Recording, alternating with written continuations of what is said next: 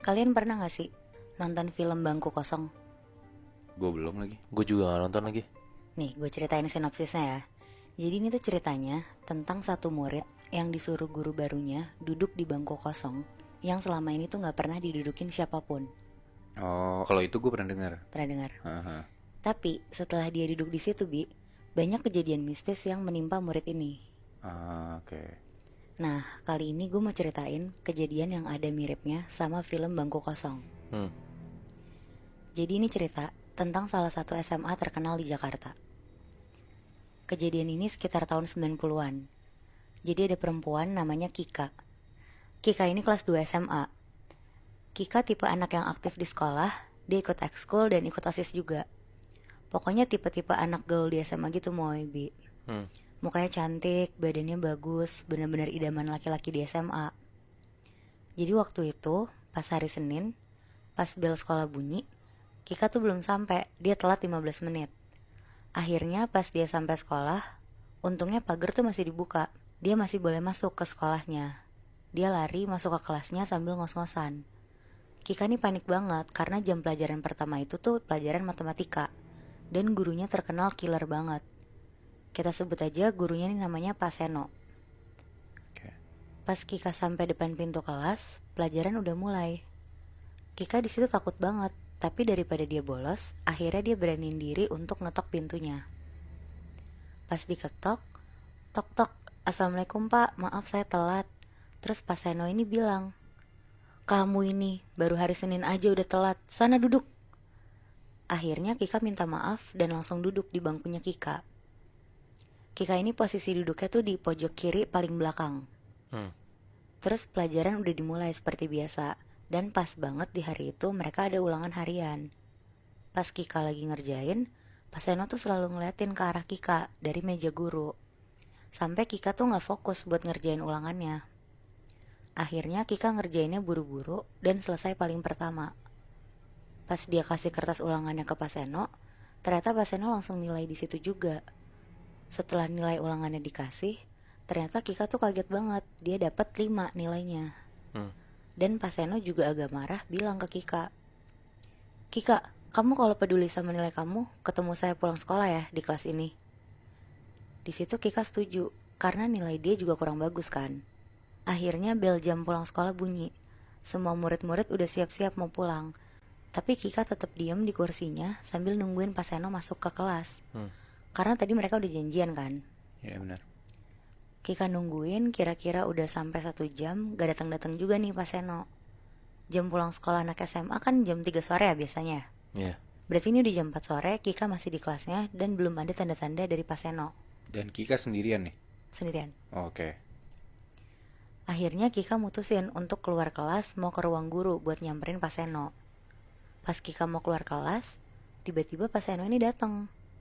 Terus Pak Seno bilang, maaf ya saya tadi input nilai dulu di ruang guru. Setelah dari situ akhirnya mereka bareng-bareng lanjut masuk ke ruang kelas. Terus Pak Seno duduk di kursi meja guru yang di depan.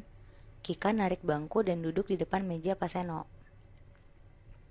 Di situ Pak Seno ngobrol sama Kika, nanyain mau dikasih ulangan tambahan atau gimana. Tapi selama ngobrol tuh Pak Seno ngeliat kemana-mana gitu. Kemana-mana maksudnya? Nah Mue, lo bisa ngerasain kan kalau lawan bicara lo lagi ngobrol sama lo, tapi matanya tuh gak ngeliat ke mata lo.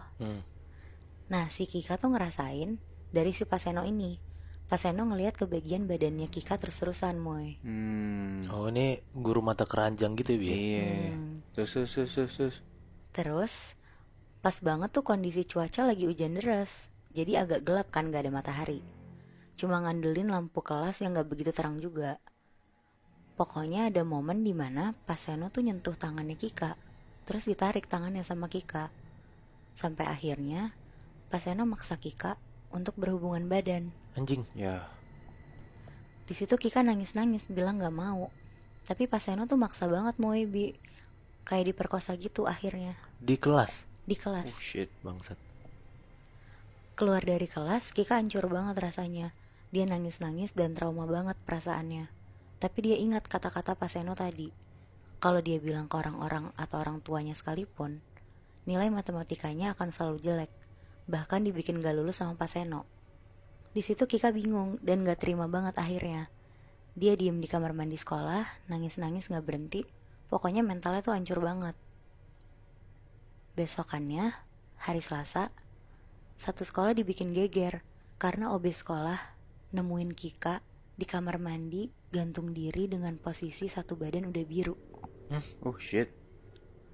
Di situ sekolah sampai nggak ada kelas sama sekali karena guru-guru pun shock semua ngeliat Kika, anak yang aktif yang ceria sehari-harinya, mutusin buat bunuh diri.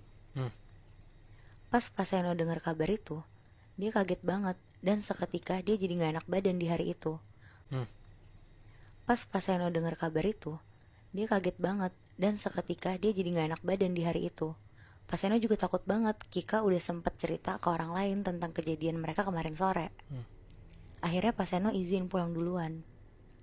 Sesampainya di rumah, Paseno dengan perasaan yang selalu parno ngerasa diliatin terus.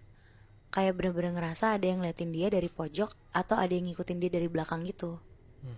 Pokoknya dia merinding satu badan terus-terusan gak berhenti. Besokannya Paseno berangkat ke sekolah. Dia ngeberanin diri dan berusaha untuk bersikap biasa aja kayak dia gak tahu apa-apa. Sesampainya di sekolah, dia ngajar di kelasnya si Kika ini. Dia buka pintu, dia ngerasa aura kelasnya tuh beda banget dari yang biasanya. Tapi dia tetap ngajar kayak biasa dan milih untuk gak ngomongin Kika ke murid-murid lain. Bangku bekas tempat Kika duduk tuh kosong dan teman-temannya milih untuk ngosongin bangku itu buat ngenang Kika. Persis seminggu setelah Paseno dan Kika ngelakuin hal itu, jam pelajaran pertama Paseno langsung masuk ke kelasnya Kika. Pas dia duduk dan lagi absen muridnya satu-satu, Paseno lupa. Dia nyebut nama Kika pas lagi absen. Pas dia panggil, Kika Nia Veronica. Tiba-tiba Paseno ini ngeliat ada tangan pucet banget angkat tangan dari pojok kiri belakang. Oh shit. Karena posisinya di pojok belakang, jadi kan agak susah ya buat ngeliat mukanya. Jadi Paseno berusaha ngeliat siapa yang angkat tangan. Pas dia akhirnya bisa ngeliat, ternyata benar yang angkat tangan itu tuh Kika. Pakai seragam putih-putih hari Senin, angkat tangan sambil nunduk. Di situ Paseno kaget banget, terus bilang ke murid lain, itu siapa yang duduk di bangku bekas Kika? Murid-murid yang lain semuanya bilang, gak ada pak, kosong bangkunya. Di situ perasaannya Paseno takut banget karena ternyata cuma dia yang bisa lihat sosok itu. Sampai pelajaran matematika Paseno selesai, Paseno ngeliat dengan jelas banget sosok yang duduk di bangku kosong tempat Kika duduk itu beneran Kika. Oh shit. Dan Kika duduk di situ gak bergerak selama pelajaran matematika. Akhirnya Paseno langsung keluar dari kelas dan jalan cepat ke arah ruang guru. Pas dia lagi jalan, karena Paseno jalan juga udah lemes banget, dia gak sengaja nabrak satu murid sampai buku-bukunya Paseno yang dipegang itu semuanya jatuh ke bawah. Paseno refleks dong jongkok buat ngambil bukunya kan. Muridnya ini juga langsung jongkok dan bantu Paseno. Terus pas mereka berdua saling lihat-lihatan muka, ternyata murid yang ditabrak Paseno itu adalah Kika. Paseno ngelihat mukanya Kika pucat, warnanya biru, mukanya marah banget ke Paseno. Dan pas Paseno lagi kaget-kagetnya, Kika ini teriak, "Saya nggak mau!" Oh shit. Paseno di situ kaget banget dan langsung lari ke ruang guru. Pas Paseno sampai ke ruang guru, guru-guru lagi heboh banget ngomongin hasil otopsi Kika yang udah keluar. Dan ternyata hasil otopsi Kika itu adalah korban kekerasan seksual. Di situ Paseno kaget banget karena nggak nyangka kalau keluarganya Kika sampai otopsi jenazahnya si Kika. Dan katanya keluarganya Kika itu mau buka CCTV sekolah Kika di hari Senin pas kejadian itu. Wah, anjir. Mampus tuh Paseno tuh. Terus. Jujur di situ Paseno takut banget ketahuan karena posisinya kan mereka berdua yang ada di kelas itu kan. Iya.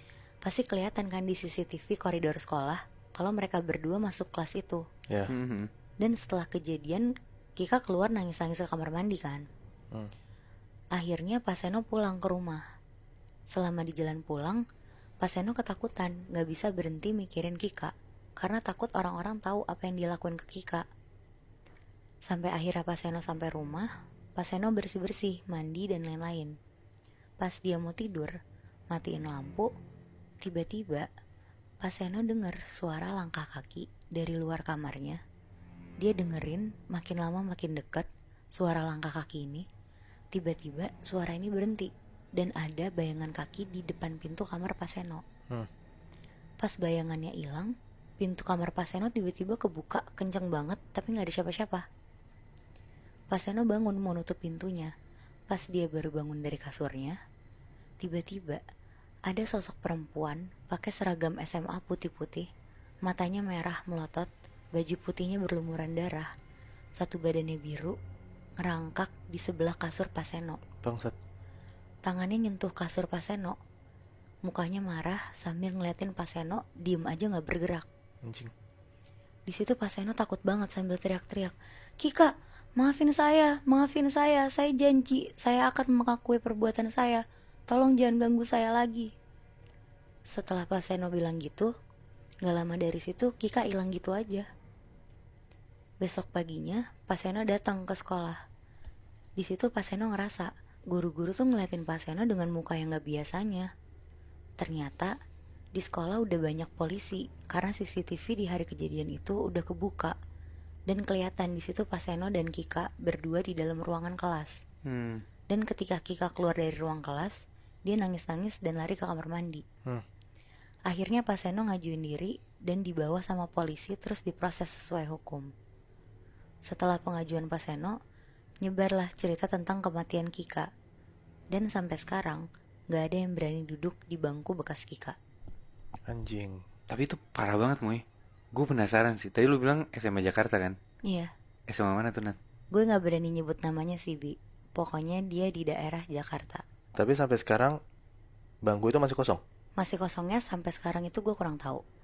Tapi yang gue tahu semenjak kejadian itu ada peraturan dimana gak boleh pakai baju putih-putih setiap hari Senin. Karena sosok Kika masih suka kelihatan di sekolah pakai seragam putih-putih.